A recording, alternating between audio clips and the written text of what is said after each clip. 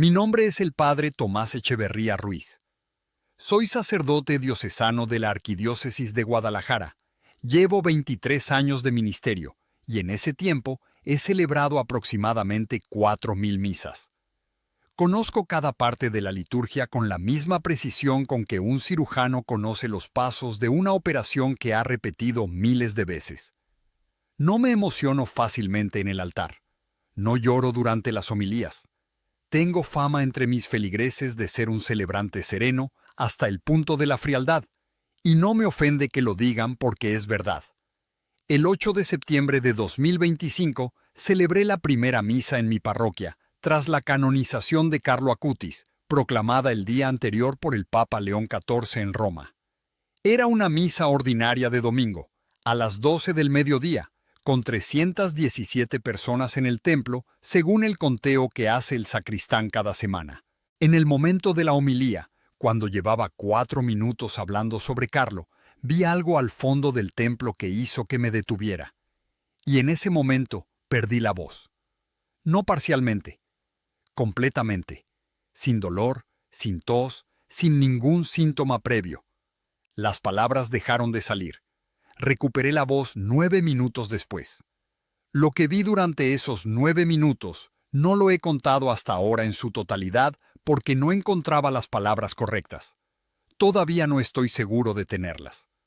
Pero lo que sé es que hay 3 personas en esa parroquia que vieron lo mismo que yo desde distintos ángulos, que lo describieron de manera independiente antes de hablar entre sí, y que sus descripciones coinciden en 7 detalles específicos. 16 meses callé. Esta noche cuento todo.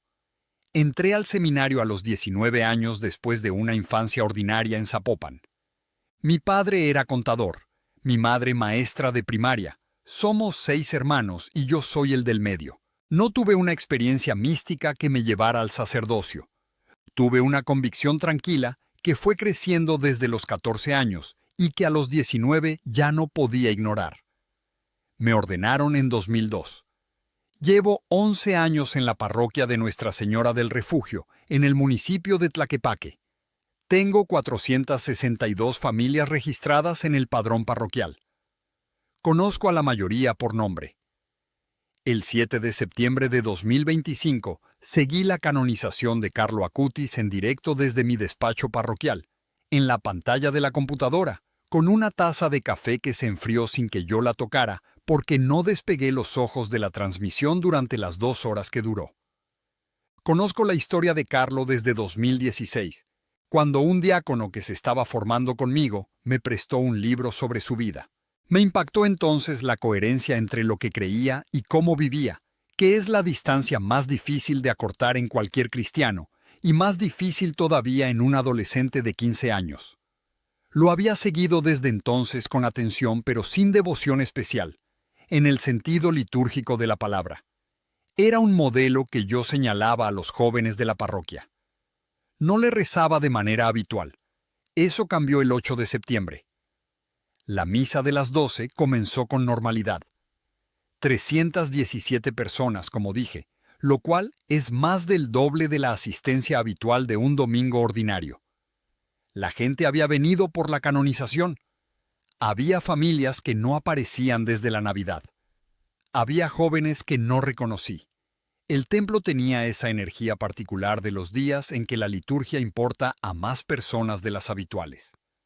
La liturgia de la palabra transcurrió sin ningún incidente. Canté el Gloria, leí el Evangelio, respondí a las aclamaciones del pueblo con la voz que tengo todos los domingos, que es una voz de barítono medio que mis feligreses reconocen desde lejos. El sacristán me dijo después que ese día se había escuchado especialmente bien en la parte trasera del templo, lo cual atribuyo a que el sistema de sonido que instalamos en julio de 2024 finalmente está calibrado correctamente. Empecé la homilía con una introducción sobre los santos del siglo XXI. Hablé de la canonización del día anterior. Mencioné los 2 milagros reconocidos oficialmente. La curación de Mateus, el niño brasileño de Campo Grande con el tumor en el páncreas, en 2013, y la curación de Valeria Valverde, la joven costarricense con trauma craneal severo, en 2022. Di los datos con precisión porque creo que los milagros merecen ser tratados con rigor y no con vaguedad emotiva. Llevaba 4 minutos y 20 segundos de homilía. Lo sé porque el diácono que me asiste me dijo después que había mirado el reloj en ese momento por alguna razón que no supo explicar. Iba a citar la frase de Carlo que más uso con los jóvenes. Todos nacen como originales, pero muchos mueren como fotocopias. La tenía preparada. La he dicho tantas veces que sale sola. Levanté los ojos del papel, como hago siempre antes de una cita que quiero que llegue directamente, y miré al fondo del templo. Había algo en el último banco del lado derecho. No voy a decir que vi una figura con contornos precisos, porque no sería exacto. Lo que vi fue una presencia con luz propia, no una luz externa como la de las velas, ni como la del sol que entraba por el vitral lateral, sino una luz que venía de adentro de lo que estaba viendo, con la temperatura de color que los fotógrafos llaman luz cálida, entre los 3000 y los 4000 Kelvin, según me explicó después uno de mis feligreses que es técnico audiovisual. Tenía la altura y las proporciones de una persona joven. Estaba sentada y miraba hacia el altar con una quietud que no era la quietud de alguien que espera, sino la quietud de alguien que ya está. Abrí la boca para decir la frase de Carlo. No salió nada. Intenté de nuevo. Nada. Sin dolor, sin presión en la garganta, sin necesidad de toser. Las cuerdas vocales simplemente no respondieron. Era como intentar encender un motor que tiene la batería desconectada. El mecanismo estaba ahí, pero la señal no llegaba. El templo entero lo notó en menos de 3 segundos. 317 personas en silencio absoluto, mirando al celebrante que ha dejado de hablar en mitad de la homilía. El diácono Eduardo Palomino, que estaba sentado en la silla del presbiterio a mi derecha, se levantó a medias. Le hice una señal con la mano para que se quedara. Seguía mirando el fondo del templo. Lo que ocurrió durante los 9 minutos siguientes lo voy a describir con la misma metodología con que describiría cualquier otro evento que necesita documentación. Lo que percibí sensorialmente, en qué orden, con qué duración aproximada y qué elementos son verificables por testigos independientes. La presencia no se movió durante los primeros 3 minutos. Yo tampoco me moví. Estaba de pie en el ambo, con el micrófono delante, con las 317 personas detrás de mí y la presencia al fondo delante de mí. En algún momento entre el tercer y el cuarto minuto, percibí que la presencia se volvía hacia mí directamente, es decir, que el eje de atención giraba del altar hacia el ambo. No hubo movimiento físico que yo pudiera describir con precisión. Fue un cambio de orientación que percibí sin poder decir cómo lo percibí. Y en ese momento, recibí algo que no es fácil de nombrar. No fue una voz en el sentido auditivo. No fue una imagen visual añadida a la que ya estaba viendo. Fue una comprensión directa, instantánea, sin palabras, de 3 cosas simultáneas. La primera, que lo que tenía delante era real en el mismo sentido en que el altar es real y el micrófono es real. La segunda, que lo que iba a decir en la homilía, lo que tenía preparado, no era lo que se necesitaba decir en ese momento. La tercera, que había 3 personas en ese templo para quienes esa misa era un punto de inflexión que no se iba a repetir, y que lo que se dijera en los minutos siguientes importaba de una manera que yo no podía calcular. No sé si eso es una locución interior en el sentido teológico del término. No voy a calificarlo, lo describo. En el minuto 7 aproximadamente, la luz fue disminuyendo de manera gradual. No se apagó bruscamente. Se fue retirando como se retira el sol detrás de una nube, con esa suavidad que hace que no puedas decir exactamente en qué segundo dejó de estar. En el minuto 9, sentí que algo se liberaba en la garganta, no físicamente, sino en el sentido de que la señal volvió a conectarse, y hablé. Lo primero que dije no estaba en mis notas de homilía. Dije, Carlo Acutis pasó 15 años en este mundo documentando las maneras en que Dios se acerca a los hombres. Hoy quiero decirles que esa documentación no terminó cuando él murió. Sigue, y algunos de ustedes saben a qué me refiero. No sé por qué dije eso. Lo dije. Si algo en este momento te ha detenido, si estás escuchando esto y sientes que algo te toca sin poder explicar por qué, te pido que no lo dejes pasar. Suscríbete al canal. Estos testimonios existen para las personas que los necesitan, y Carlo lleva años encontrando la manera de que lleguen a quien deben llegar. Pero lo que descubrí después fue aún más inexplicable. Terminé la misa. Fue una misa diferente a todas las que he celebrado en 11 años en esa parroquia, no por lo que ocurrió en el Lambo, sino por lo que ocurrió en el templo. Durante la comunión, hubo un silencio que el diácono Eduardo describió después como el silencio de la adoración perpetua, que es el silencio de cuando una sala entera está haciendo lo mismo por razones completamente diferentes y el resultado es una quietud que no se parece a ninguna otra. Contamos después cuántas personas se habían acercado a comulgar. 288. La media habitual en esa misa es 174. Después de la misa me quedé en la sacristía, mientras el diácono Eduardo recibía a las personas que querían hablar. Entró la primera a los 4 minutos. Era una mujer de unos 45 años, a quien yo conocía de nombre, pero con quien no había hablado en profundidad. Se llama Rebeca Montoya. Es maestra de secundaria. Viene a misa con regularidad, pero no es de las que buscan conversación con el párroco. Entró a la sacristía, cerró la puerta y me preguntó directamente si yo había visto algo en el último banco del lado derecho. Le pregunté qué había visto ella. Me dijo que había visto una luz, que era una luz diferente a las del templo, que tenía la forma aproximada de una persona joven sentada, que había durado varios minutos, que había intentado decírselo a su hija de 16 años, que estaba sentada a su lado, pero que cuando le tocó el brazo a su hija para señalarle, la luz ya no estaba. Le pedí que escribiera lo que había visto antes de hablar con nadie más sobre ello. Me dijo que ya lo había escrito en el teléfono durante la misa misma, en una nota de voz que grabó discretamente mientras yo estaba en silencio en el ambo. La nota de voz tenía una duración de 4 minutos y 37 segundos y había sido grabada a las 12 horas, 23 minutos y 8 segundos. Coincide con el periodo central de los 9 minutos. En la nota, Rebeca describía en tiempo real lo que estaba viendo. Una presencia luminosa de proporciones humanas, joven, sentada en el último banco derecho, con luz cálida que venía de dentro y no de fuera, orientada inicialmente hacia el altar y luego, en algún momento de la grabación, orientada hacia el ambo. En la grabación se escucha su respiración acelerarse en ese momento de reorientación.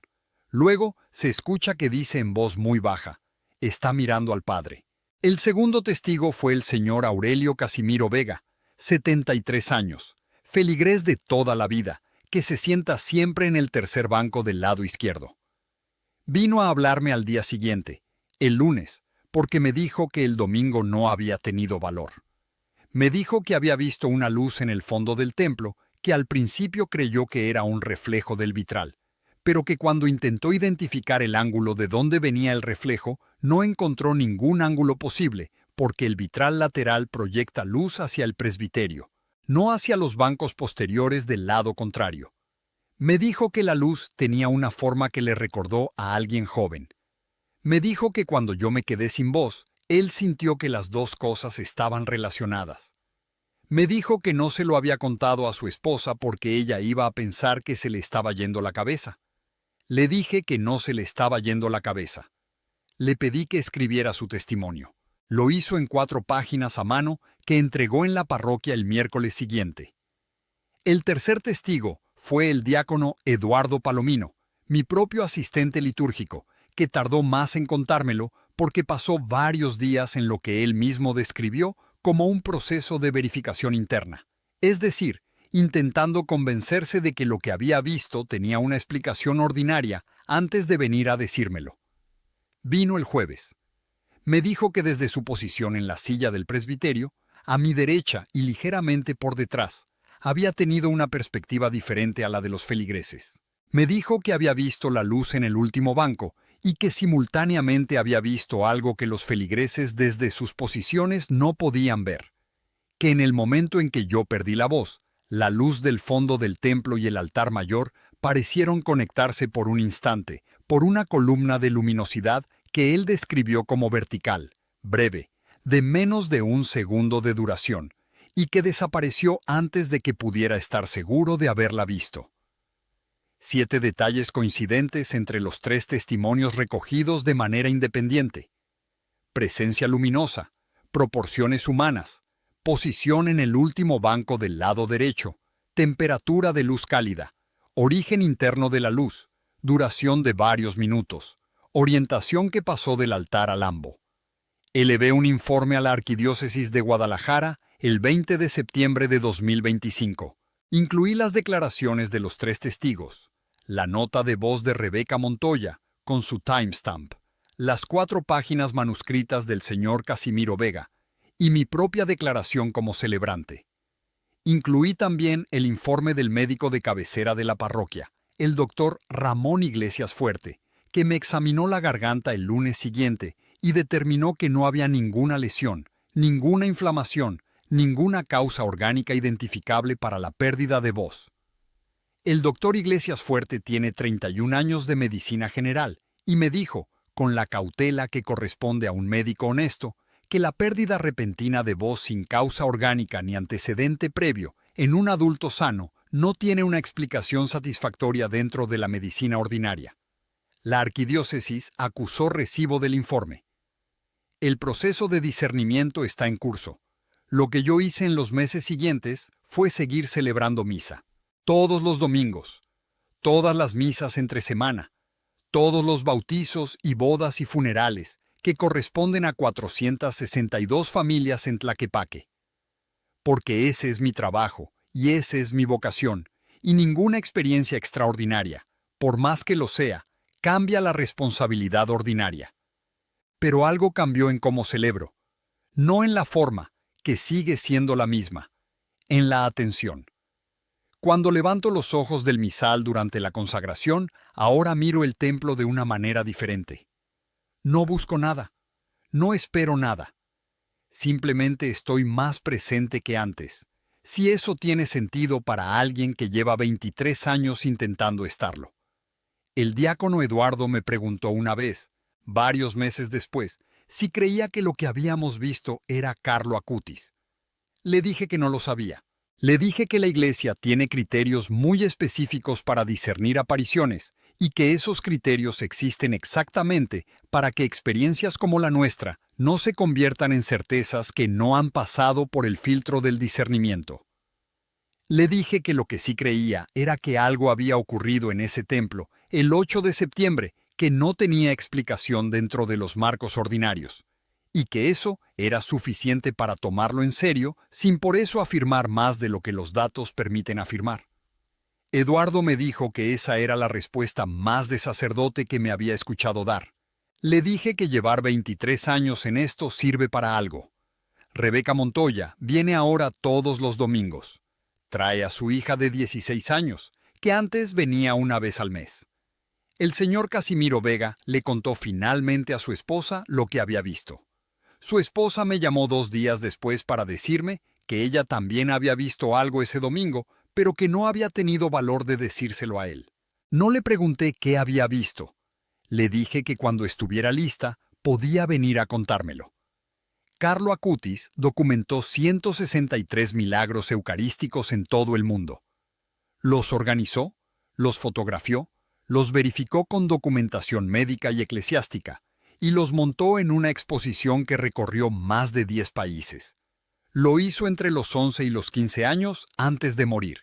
Lo hizo, según todo lo que sabemos de él, con la misma naturalidad con que otro adolescente organizaría una colección de cromos o una lista de reproducción de música, porque le parecía importante que la gente supiera que esas cosas existían.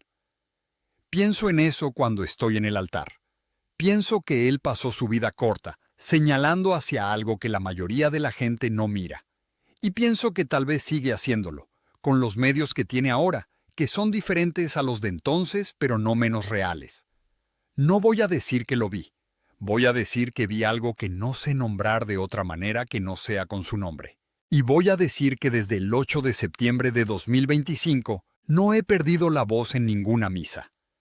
Pero hay momentos, en la consagración sobre todo, cuando el silencio del templo se espesa de una manera que reconozco ahora, en los que siento que si abriera la boca podría no salir nada, y en lugar de asustarme lo que siento, es algo parecido a lo que siento cuando termino una confesión difícil y el penitente y yo nos miramos un segundo antes de que él se levante.